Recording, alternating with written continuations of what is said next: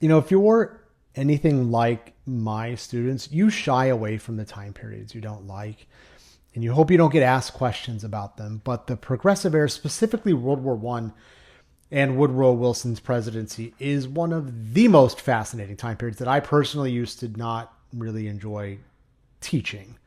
And in this video, I'm going to tell you why I now love it. Mr. G here. I am your Harvard-educated AP US history teacher, making the boring content fun. So I'm very glad you're here. But Woodrow Wilson. All right. In terms of who was he? What did he do? He's pretty stodgy. He's pretty boring, admittedly. He's an academic. He aspired to have a PhD and to be a professor. I don't know. I can't really relate to a lot of that. He doesn't have a great coming up story like Lincoln or Reagan or Trump, even, regardless of how you feel about him. There's no, Woodrow Wilson was he was an academic. He got his PhD. He taught at a couple universities, and then he got a job teaching at Princeton, where he graduated with his bachelor's degree, and then he rose through the ranks, became the president at Princeton, and then was the governor of New Jersey and the president of the United States. So it's not super interesting. What is interesting, though, is his beliefs. And if you look at the books on Wilson, they always talk about his ideas. What are the ideas that motivated this man? And that, to me, is really fascinating. Because when you look at World War One, it's still a really sought out question. Why did the U.S. get involved in World War One? World War II is easy. We get bombed, right? Iraq, Afghanistan conflict, we're attacked. World War One, what's the reason? AP loves this. If you were about to turn this video off, AP loves this answer for why did the U.S. get involved in World War One. It was because of Germany's continued unrestricted use of submarine warfare. What they mean by that is that Germany kept attacking ships that Americans happened to be on, which was true, and killed a number of Americans. Again, true. But the thing that history teachers usually miss, for various reasons, you've got 25, 30, however many students, and they're throwing paper airplanes at each other, and you're trying to teach them about World War One, and then there's a class assembly. There's all these distractions, right? You can't really get into the content that much, which is why I love doing what I do now. But what most teachers miss is the why and the pressing on that answer to see if it makes sense. It doesn't. It does not make sense. It does not make sense. It is an insufficient answer. In fact, it is so insufficient that most of the United States Congress initially, and a large percentage, they didn't do national polls, but a large percentage of the American public was opposed to the war, to the United States entering the war. They were opposed to the war even though Germany's continued use of unrestricted submarine warfare. Essentially what was happening was this. Germany was at war with Great Britain and France, and they'd been at war forever. Great Britain had been at war with everybody forever. I mean, if you've seen the videos on the American Revolution started, well, it didn't start, but one of the precursors to it was the French and Indian War, where Great Britain and France were in a war called the Second 100 Years' War, and that spilled over into the colonies. So when the colonists get involved with a conflict with the Native Americans, the colonists get their allies, Great Britain, the Native Americans get their allies, France, and here they come, they continue fighting. So Great Britain's been involved in wars forever, right? And they're involved in a war here, Germany versus Great Britain and France. And so people looking around saying, well, why would the United States get involved? There's no reason for it. What was happening was Great Britain had a very positive trade relationship with the United States. We love trading with our allies, the British, for some reason. And so we continued to receive ships that were carrying British goods. They took American goods back to England. We had this nice, Columbian exchange in a sense, style of trade where we swapped goods and cultures and everything else. And along with the goods, like I said, came the cultures, which made it so that we had a mentality here in the United States that was very pro-British. You need not look very far to see how true this is. There was an outfit called Wellington House that engaged in a lot of propaganda domestically. The Germans didn't really have that.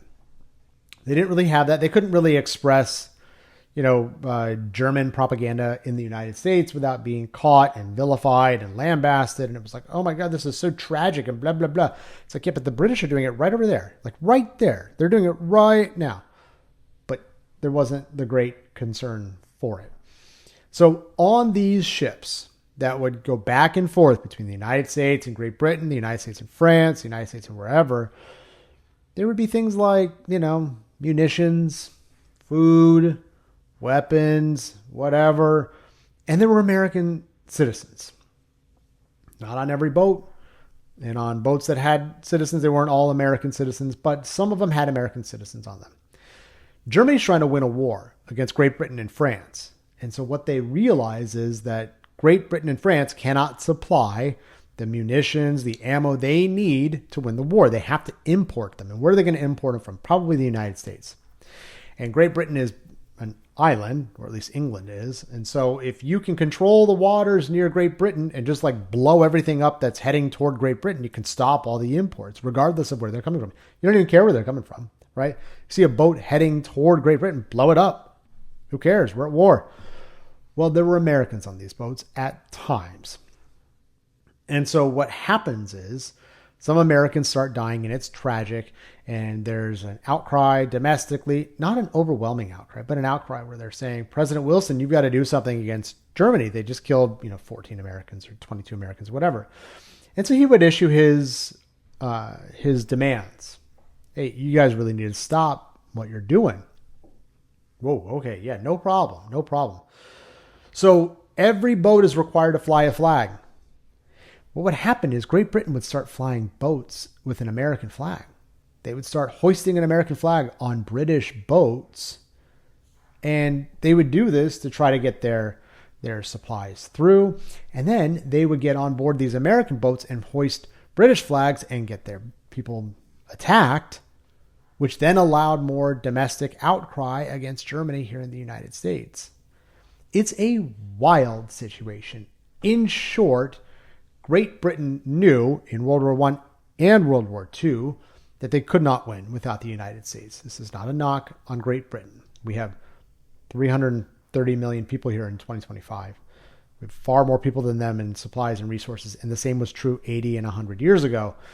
So Great Britain needed the United States to join. So a cause like Germany's unrestricted or continued unrestricted use of submarine warfare does not explain the whole situation. And there is no great reason why the United States got into World War I.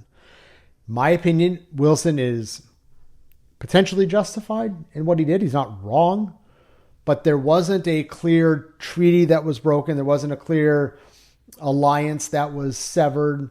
Hitler made a treaty with Stalin in World War II. They were not going to attack each other. Then Hitler did. That's like a clear, here's a piece of paper that we both agreed to, and then I violated it. That's like a clear break. We don't have that here. So the thing that most history teachers miss is that the continued use of unrestricted submarine warfare is very, very nuanced. There is no definite, they'd been doing it for years. That doesn't mean it's good or bad. It just means that there's no hard and fast, if you do it one more time, we're going to war. And so when Wilson later drums up support from the Congress and from the population for going to war, he has an uphill battle because the American public goes, you want us to send our sons to go over there, which the United States has never done before. Never done before. Spanish-American War, but not really done before. You want us to send our sons to go over there and fight and die because Germany blew up a British boat with bullets on it and 25 Americans? I'm sorry, that doesn't make sense to me. They shouldn't have been on there. They shouldn't have been on there. Get off the boat. Why are we engaging in trade with Great Britain? Like, these are clearly things that you, President Wilson, could do or people could take personal responsibility for. But now you want to draft my child to go fight for this war for a country, the United States, that is not impacted by this? I don't think so.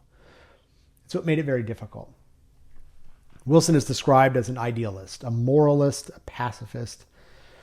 In my opinion, he's not really any of those. In my opinion, he is a bit more sure of himself than he actually is.